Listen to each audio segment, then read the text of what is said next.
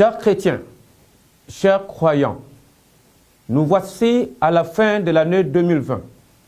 Nous aimerions d'abord rendre grâce à Dieu de nous avoir préservés tout au long de cette année 2020 et de nous avoir permis de voir la nouvelle année 2021. Au cours de l'année 2020, l'Église du Gabon a traversé des moments difficiles dont les séquelles sont encore visibles. L'Église a connu une année 2020 marquée non seulement par la pandémie du Covid-19, mais aussi par la persécution de la part d'un gouvernement qui n'a ménagé aucun effort pour sortir au grand jour sa désaffection vis-à-vis de l'Église. Comme nous le savons tous, la société gabonaise et le corps de Christ ont été choqués de voir le gouvernement gabonais initier des projets de loi portant des pénalisations de l'homosexualité et la restriction des libertés de culte à travers le muselage des ministres du culte. Sans oublier qu'avant cela, le même gouvernement a fait adopter la loi portant dépénalisation de l'adultère au Gabon. Tous ces faits nous amènent à comprendre et à déduire que le gouvernement ne tient plus compte ni de l'éthique, ni de la morale, et encore moins des valeurs qui fondent notre morale. Au cours de l'année 2020, les communautés du corps de Christ ont également été consternées de voir une récurrence des crimes rituels et de détournements des deniers publics. Tous ces actes de délinquance financière nationale sont posés pour défier la bonne gouvernance qui reste le seul moyen qui puisse assurer la redistribution des richesses de notre pays au profit des populations. L'Église ne restera pas muette pour être complice de telles atrocités qui paralysent le vivre ensemble des Gabonais qui subissent des inégalités sociales sans précédent. Ces inégalités sont exercées par un système ou un gouvernement qui ne tient plus compte du devenir du peuple gabonais, mais qui se concentre sur l'exercice de l'abus d'autorité. Nous en voulons pour preuve la énième modification de la Constitution, qui est, entre autres, une coupe taillée sur mesure et qui ne convient pas aux aspirations du peuple gabonais.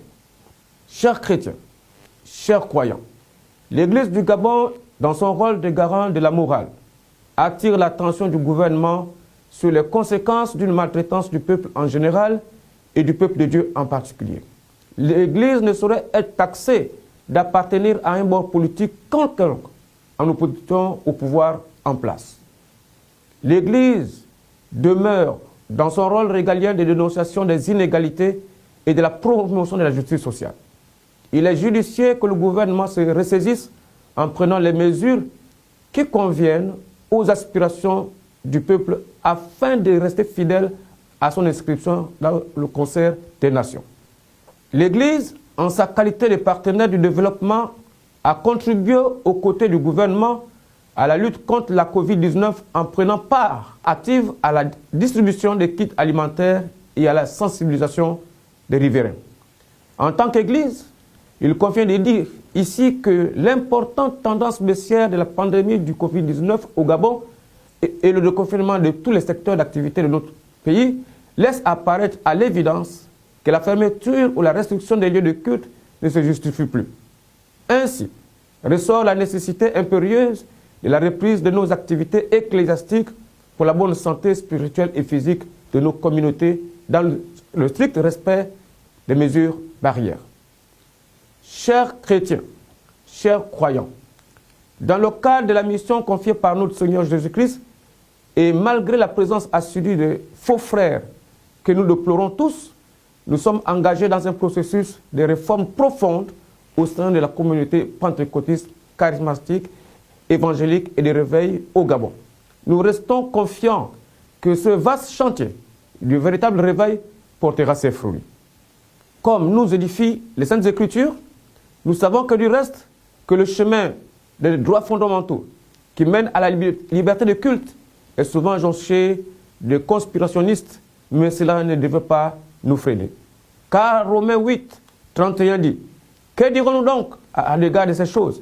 Si Dieu est pour nous, qui sera contre nous? » Aussi, il est visible que les communautés religieuses que nous incarnons souffraient de vivre sans aller adorer le Créateur dans les temples. Il est donc convenable et raisonnable que nos fidèles et notre clergé reprenne le chemin de l'Église. Chers chrétiens, chers croyants, cet instant n'est aussi autre que l'occasion de vous souhaiter une année pleine de succès, de grâce et de liberté de culte. Pour que vive le corps de Christ, vive le Gabon, que Dieu vous bénisse. Je vous remercie.